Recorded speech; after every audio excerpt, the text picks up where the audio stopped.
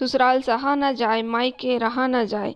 मैंने सेब का एक टुकड़ा अपने मुंह में डाला ही था कि बड़ी माँ की व्यंग्यात्मक हंसी मेरे कानों में गूंजी। ऐसे कब तक बैठ कर बेटी को दुलार करते रहेंगे? लड़के वालों को नाराज करके आखिर क्या हासिल होना है?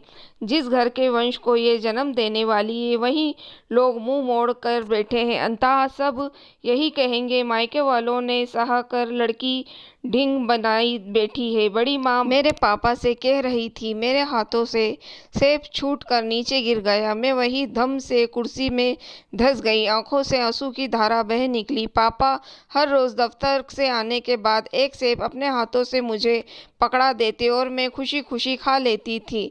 इन दिनों मेरी तबीयत अच्छी नहीं रहने के कारण माँ पापा का पूरा ध्यान मुझ पर ही लगा रहता था। आज बड़ी माँ की बातें सुनकर दिल में एक हुक सी उठी थी। मैं तड़प कर रह गई थी।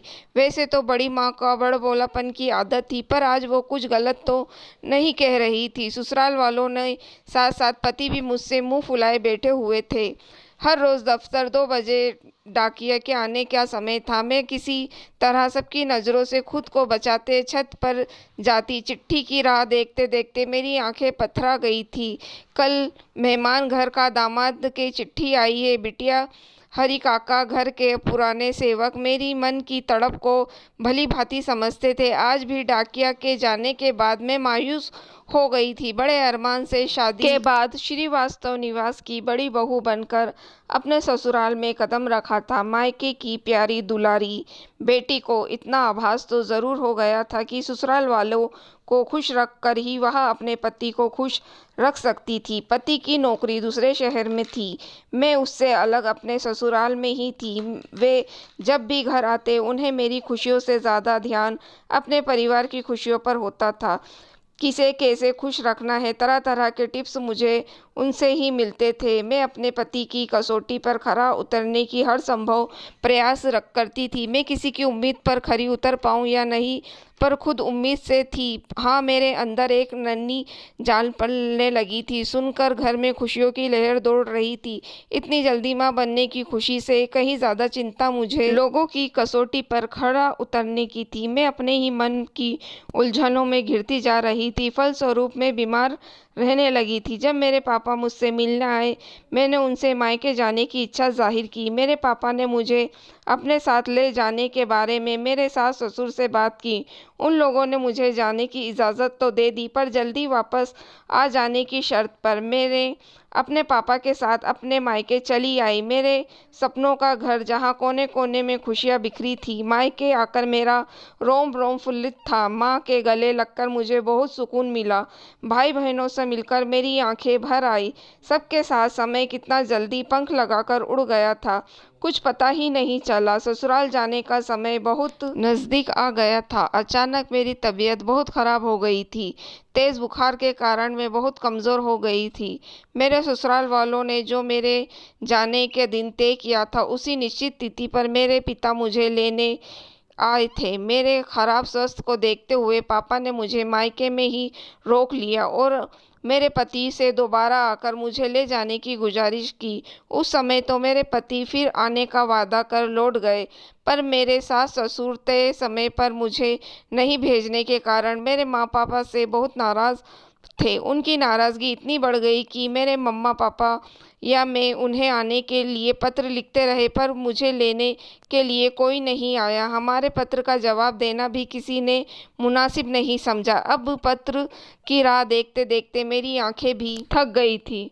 उन लोगों की बेरुखी के कारण ही आज बड़ी माँ को यह सब सुनाने का मौका मिल गया था। क्या हुआ, तुमने सेब नीचे क्यों फेंक दिया? माँ ने स्कूल से आकर पूछा। मैं रोते हुए कहा, मुझे ससुराल जाना है। अचानक ससुराल जाने की बात क्यों कर रही हो? मैंने तो तुमसे सेब नहीं खाने का कारण पूछा था। माँ ने कहा तो मैं चुपचाप रोती रही, पर जब पापा ने आकर बड़ी माँ को माँ की बात बताई तो माँ मुझसे कहने लगी, उन्हें तो फिजूल में बोलने की आदत है, तुम उनकी बातों पर ध्यान ही मत दिया करो। मैं तो दिन में स्कूल चली जाती हूँ। माँ स्कूल में अध्यापिका थी, जिसे जो मुंह में आता है मेरी बिटिया को बोलकर निकल जाता है।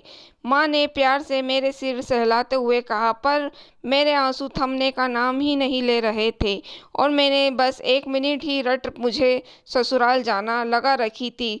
थक हार कर पापा ने मेरे सास ससुर के पास गिड़गिड़ाते हुए एक चिट्ठी लिखी, मैं अपनी गलतियों के लिए आपसे क्षमा मांगता हूँ, कृपया आकर मेरी बिटिया और अपनी बहू को ले जाए। पापा की गलती सिर्फ इतनी थी कि उन्होंने अपनी बीमार बिटिया को कुछ दिन के लिए अपने पास रोक लिया था। मुझे आज भी वह दिन याद है जब मेरे ससुर जी ने मेरे पापा को जवाबी खत लिखा था, अभी हम लोग गांव आए हुए हैं, 2 दिन बाद हम ट्रेन से रांची जा रहे हैं। आप अपनी बिटिया को लेकर स्टेशन पहुंच जाइए, हम वहीं से उसे साथ ले जाएंगे। मेरे ससुर जी का जवाबी खत पाकर मेरे मम्मा पापा बहुत खुश थे। घर में मेरे जाने की तैयारी शुरू हो गई थी।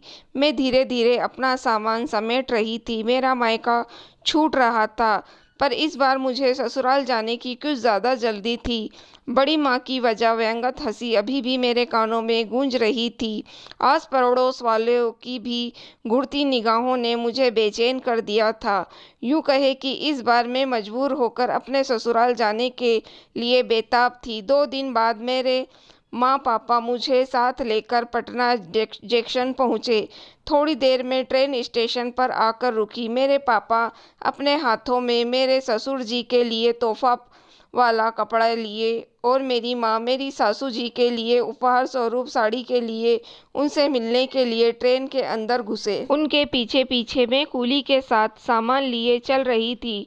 ट्रेन के अंदर पहुंचकर पापा ने मुस्कुराते हुए हाथ जोड़कर मेरे ससुर जी को कपड़ा थमाया और माँ ने मेरी सासू माँ को हाथ जोड़कर अभिवंदन करते हुए उनको भी कपड़ा पकड़ाया। अरे इसकी क्या ज़रूरत थी, मेरे सास ससुर ने माँ पापा के उपहार अपने हाथों में लेते हुए कहा। फिर माँ ने खाने का डब्बा जो उनके लिए अपने हाथों से घर में बना लाई थी पकड़ा कर उन्हें ज़रूर खाने के लिए मनोहार की थी। मैंने वहाँ पहुंचकर सासू माँ और ससुर जी के पाँव छुए। पापा ने कुली के हाथों मेरा सामान लेते हुए उन्हें पैसे देकर जैसे ही फ्री किया, ट्रेन ने खुलने का इशारा कर दिया। पापा मम्मा आंखों में आंसू लिए, नादान है मेरी बच्ची, इससे कोई गलती हो जाए तो अपना बच्चा समझकर माफ़ कर दीजिएगा, कहते हुए मेरे सास ससुर से विदा लेते रहे थे।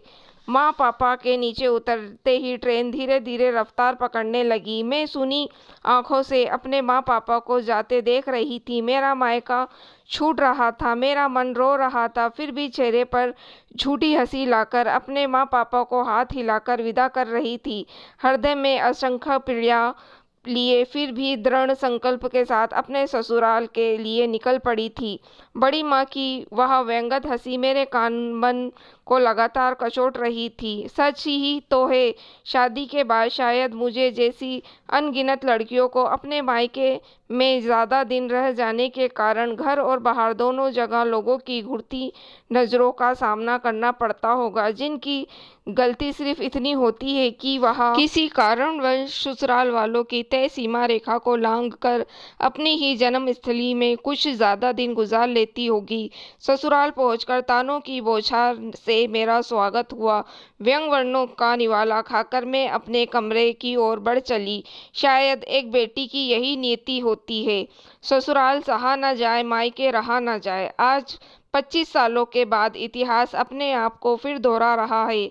आज इस घर की लाडो मेरी अपनी बिटिया बीमार थी। मैंने अपने दामाद से मेरी नन्ही परी को बाद में ले जाने की गुजारिश की थी। मेरा दामाद आज खुशी खुशी अपनी पत्नी को इस घर से विदा करा ले जा रहा है। मुझे खुशी है कि आज पुरानी धारणाएं धीरे धीरे समाप्त होती जा रही है। आज पति पत्नी एक दूसरे की भावनाओं का बखूबी ख्याल रखते हैं। वर्तमान समय में सास ससुर भी अपनी बहू के साथ ज़्यादा सख्ती नहीं बरतते हैं। समाज में आए इस खूबसूरत बदलाव से अब बेटियों के साथ साथ उनके माँ बाप भी खुली हवा में सांस ले रहे हैं। दोस्तों, अगर आपको मेरी कहानी पसंद आई हो तो आप मेरी वीडियो को लाइक और मेरे चैनल को सब्सक्राइब ज़रूर कीजिएगा।